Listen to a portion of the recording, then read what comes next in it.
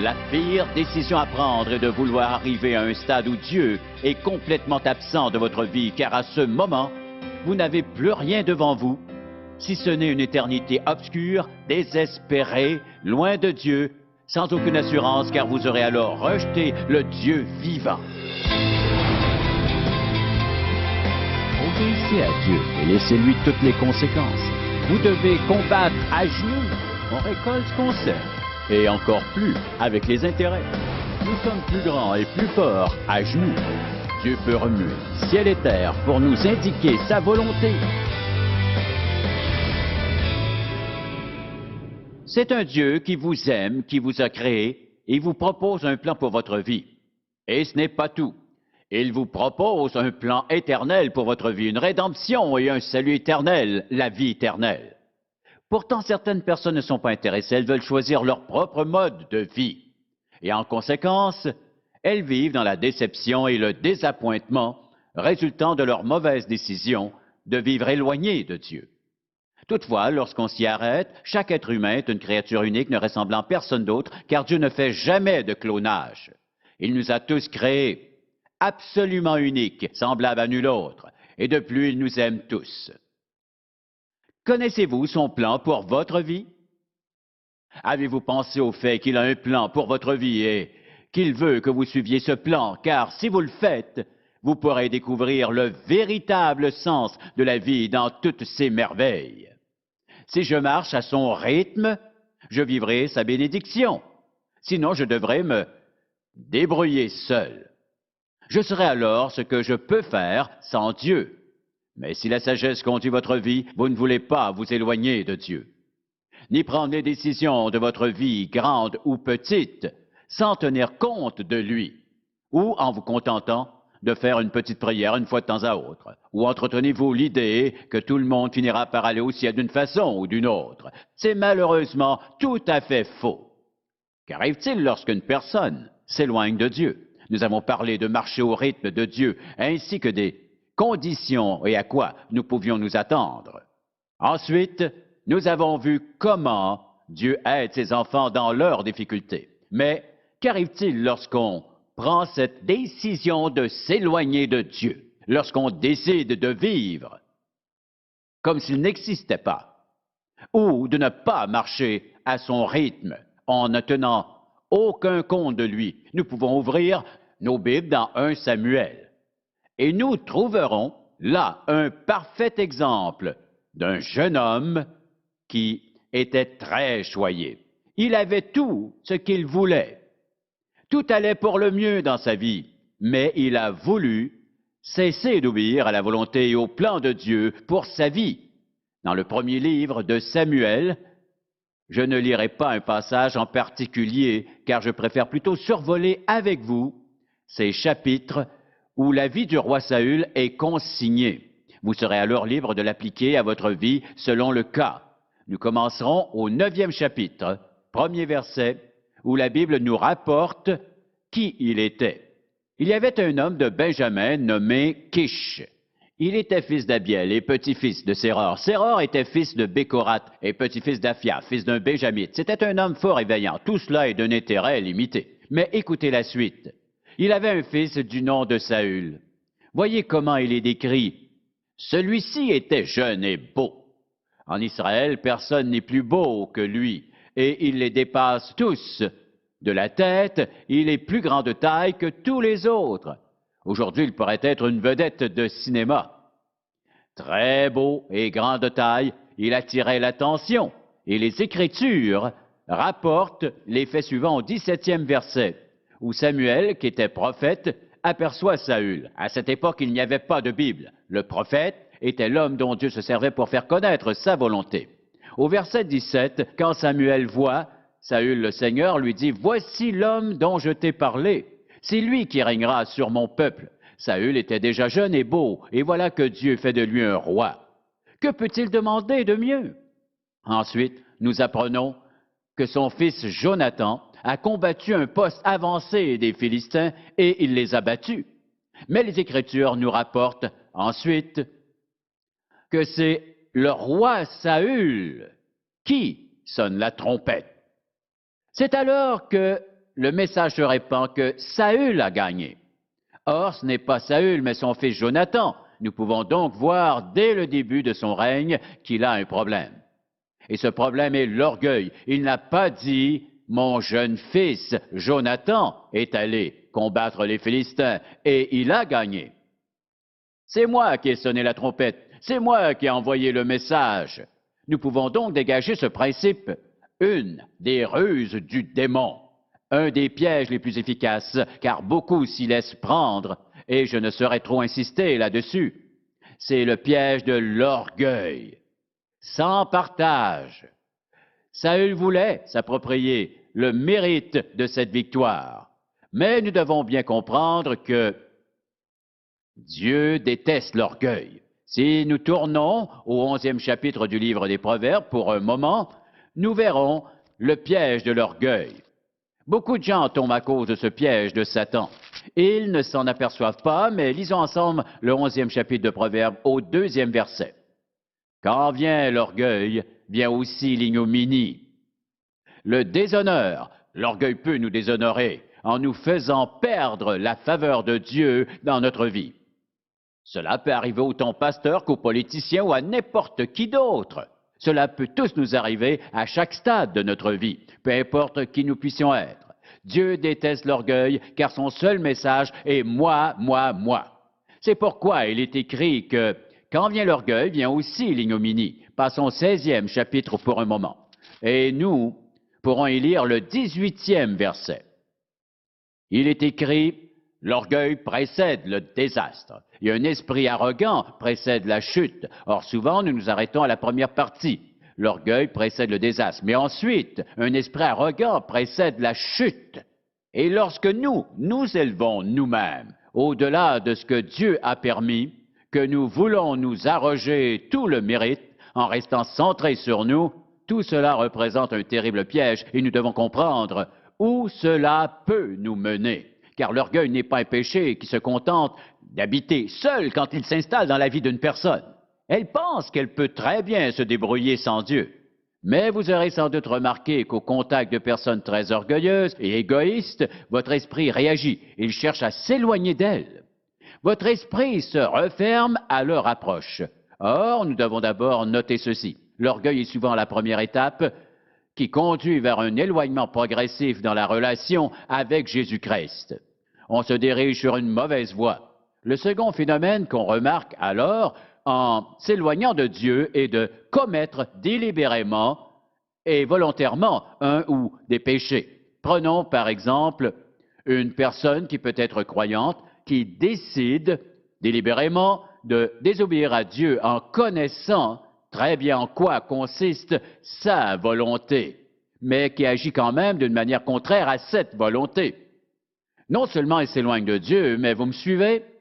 D'abord, l'orgueil qui dit « je peux me débrouiller et assumer mes responsabilités ». Mais si Dieu dit de faire quelque chose et qu'on fait autre chose, on se pense alors plus intelligent que Dieu. On reconnaît que Dieu est souverain et roi, mais pour le moment, c'est moi.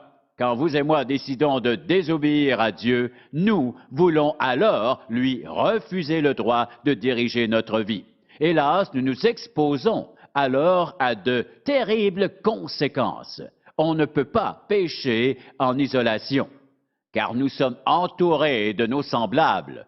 Et c'est pourquoi celui qui s'éloigne de Dieu court le risque de commettre cette autre erreur.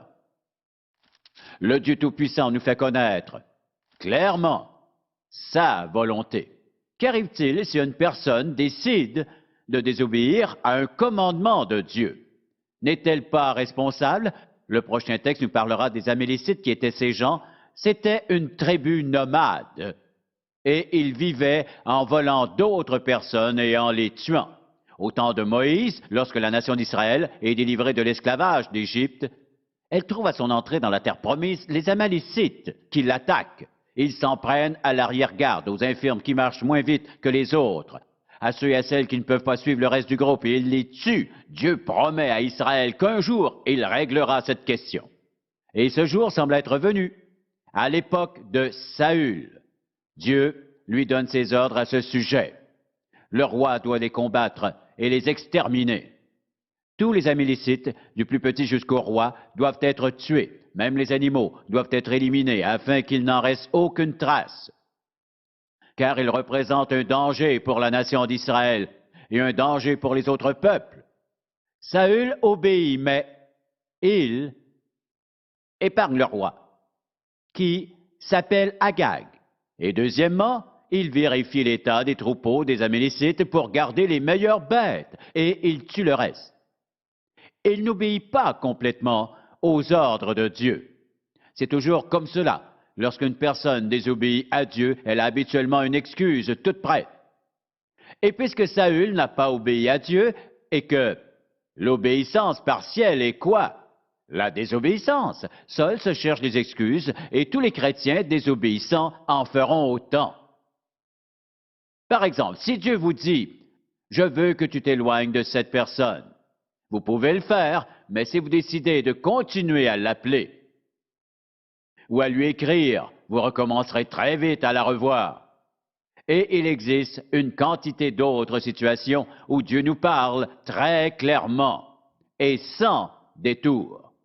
Il ne dit pas « Je crois que tu devrais considérer la possibilité de faire ceci ou cela ». Il dit oui ou non. Mais ici encore, voici Saül qui fait à sa tête. Saül désobéit délibérément et volontairement à Dieu, même s'il essaie de se trouver des excuses. En résumé, nous avons d'abord l'orgueil. Je peux le faire. Je peux me débrouiller tout seul. Je sais ce que la Bible dit, mais c'est moi. L'orgueil. Et deuxièmement vient la désobéissance délibérée, volontaire, malgré les excuses. Je sais ce que Dieu dit, mais je décide autrement. Vient ensuite la troisième étape de l'éloignement de Dieu. Quand je regarde autour de moi et je vois ce qui arrive à ce pays et à d'autres peuples, je ne vise personne en particulier, mais c'est ce que je vois aujourd'hui. D'abord, premièrement, l'orgueil, la désobéissance et troisièmement, la jalousie. Reprenons le texte. Il est écrit que Samuel, le prophète, reçoit l'ordre d'aller chez Isaïe et choisit un de ses fils pour prendre la place de Saül que Dieu a rejeté. Samuel obéit, et pendant le repas, il demande à Isaïe d'appeler devant lui ses fils afin de les lui présenter. Il les fait donc venir. Le premier à s'approcher est un homme beau et grand de taille. Samuel se dit que cela doit être lui, mais Dieu le rejette. Les autres fils défilent, mais Dieu les refuse tous, et Samuel dit, « Ce sont là tous tes fils ?» Isaïe répond, « Si on veut, il dit, il reste. Le plus jeune, mais il est dans les champs à faire paître les brebis, je ne l'ai pas fait venir. Appelle-le. » Il s'agit de David. Vous savez la suite? Il appelle David. C'est lui que Dieu a choisi. Il lui donne l'onction. Ce David n'est qu'un jeune garçon, un jeune berger. Ensuite, son père envoie David porter des vivres à ses frères qui sont allés à la guerre contre les Philistins. Eux et les Israélites sont campés l'un en face de l'autre. Saül est bien sûr mort de peur, même s'il est le roi et le commandant, et ses soldats ont tous peur du géant Goliath.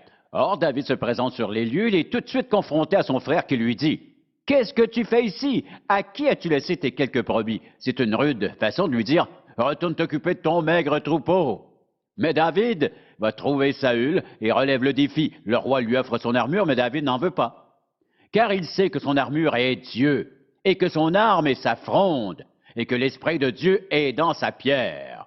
Or, cela veut-il dire que l'Esprit de Dieu est dans la pierre? Non, non, non, non, non, ce n'est pas ce que je veux dire.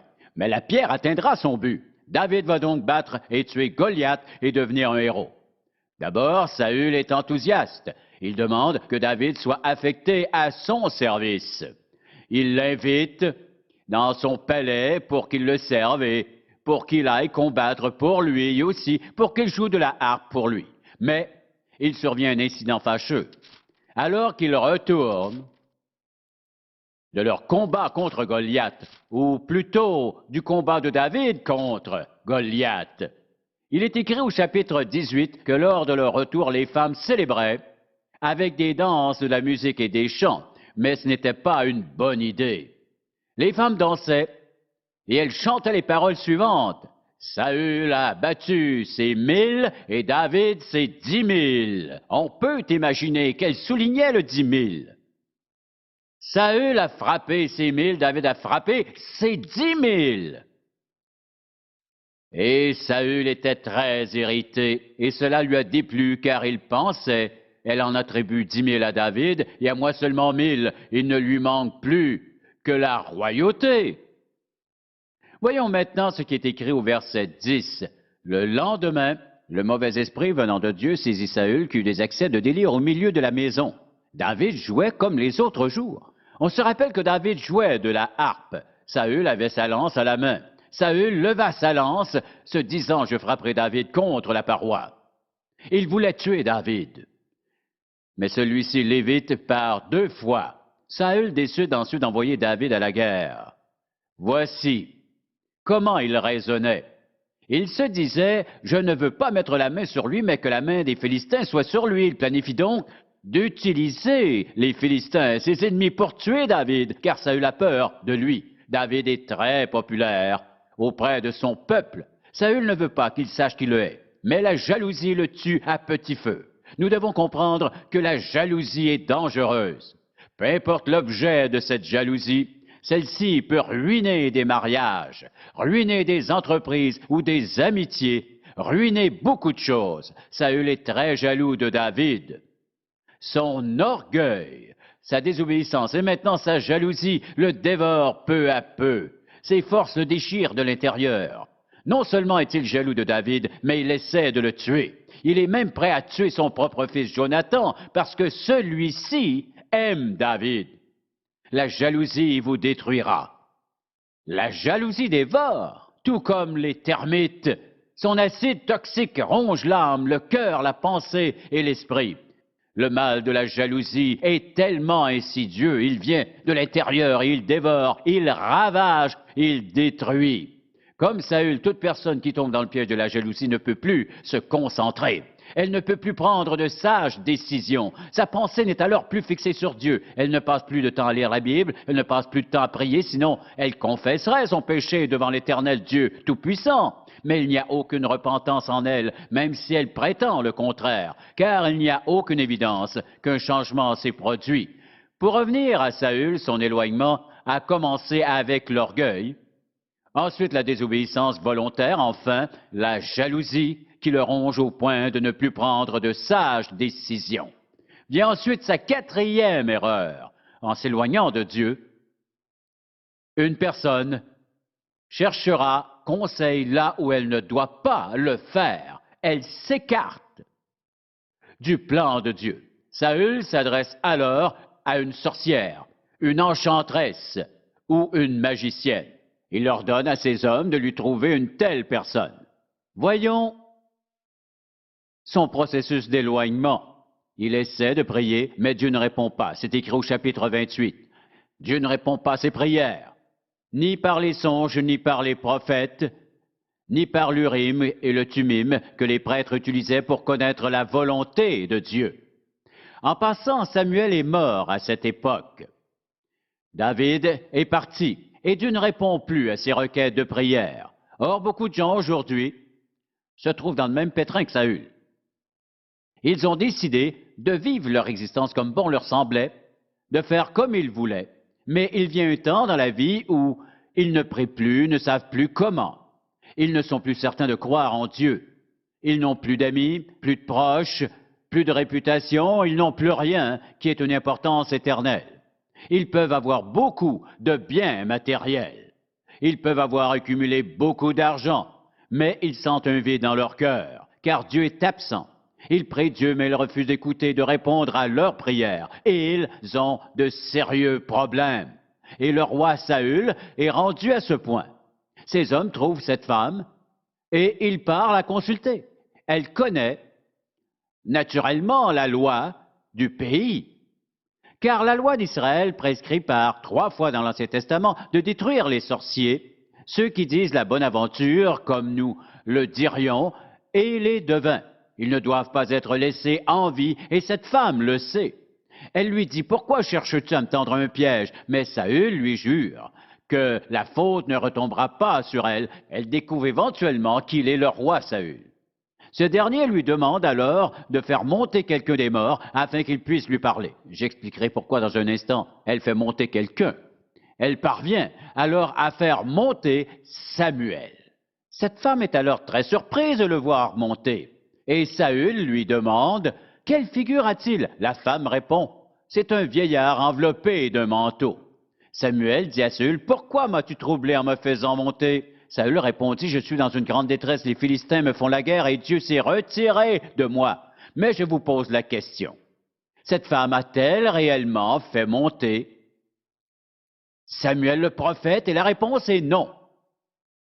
C'était seulement une ruse du diable, car Dieu n'aurait certainement pas posé un tel geste. Samuel n'aurait pas prêché le message qu'on peut lire dans ce passage. Mais c'est plutôt l'Éternel Dieu qui permet une manifestation de Samuel et Dieu parle à Saül. Ce n'est pas vraiment Samuel qui parle, mais c'est Dieu lui-même qui parle à travers cette manifestation. C'était un miracle assurément, parce que Jésus parlait avec Moïse et Élie longtemps après leur mort. C'est un miracle de Jésus parmi d'autres, mais ce n'est pas Samuel, car si le diable peut venir nous troubler au ciel, ça va mal pour nous. Or, malgré cette ruse du diable, Dieu s'est quand même exprimé par cette manifestation. Cette femme n'a pas pu faire remonter quelqu'un d'entre les morts. Pour revenir à Saül, nous avons cet homme choyé par la vie et par Dieu. Malheureusement, il décide de s'arroger tout le mérite. Il désobéit à Dieu. Il ne reconnaît pas l'autorité de son prophète. Il désobéit délibérément à Dieu pour les Amélécites. Et la jalousie s'installe. Ensuite, ultimement, parce que Saül s'est tellement éloigné de Dieu à ce point, il consulte cette femme et reçoit ce message.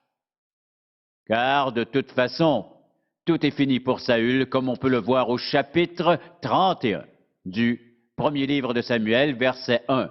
Les Philistins livrèrent bataille à Israël et les hommes d'Israël prirent la fuite devant les Philistins et tombèrent morts au mont Gilboa. Les Philistins poursuivirent Saül et ses fils et les Philistins tuèrent Jonathan, Abinadab et Malkishua, fils de Saül. L'effort du combat porta sur Saül, les archers l'atteignirent et le blessèrent grièvement. Saül dit alors à celui qui portait ses armes, « Transperce-moi de ton épée », mais elle n'a pas voulu. Et Saül prit son épée et se jeta dessus. Ensuite, son porteur d'armes s'est suicidé à son tour. On coupa la tête du roi Saül pour la promener parmi l'armée des Philistins en tant que trophée. Quelle terrible façon de mourir.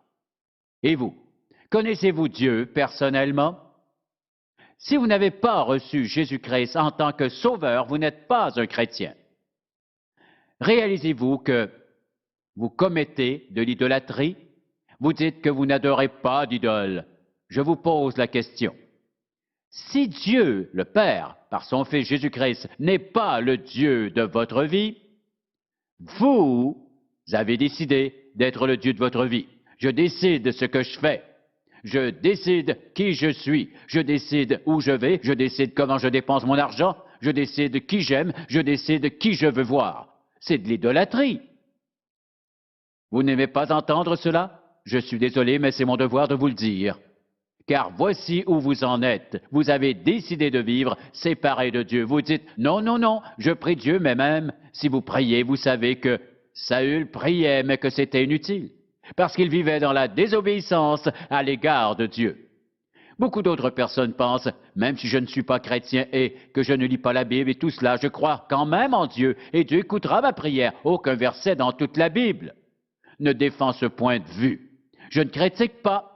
Je dis que cela ne peut pas fonctionner, parce que Dieu lui-même l'a dit, car il déteste ce qui détruit ceux qu'il a créés.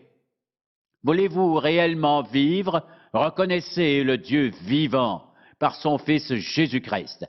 Vous dites que vous croyez en Dieu, mais pas en Jésus? Pensez-vous que si Dieu le Père n'avait pas reconnu son Fils comme Seigneur et Maître, il aurait permis la résurrection de son Fils? La résurrection de son Fils est le cri de Dieu au monde. Il dit la vérité. Il est le chemin, maintenant suivez-le. Je vous encourage, si vous n'avez jamais reçu Jésus comme sauveur, à lui demander pardon pour vos péchés, non en raison de vos bonnes actions, mais en raison de sa mort sur la croix.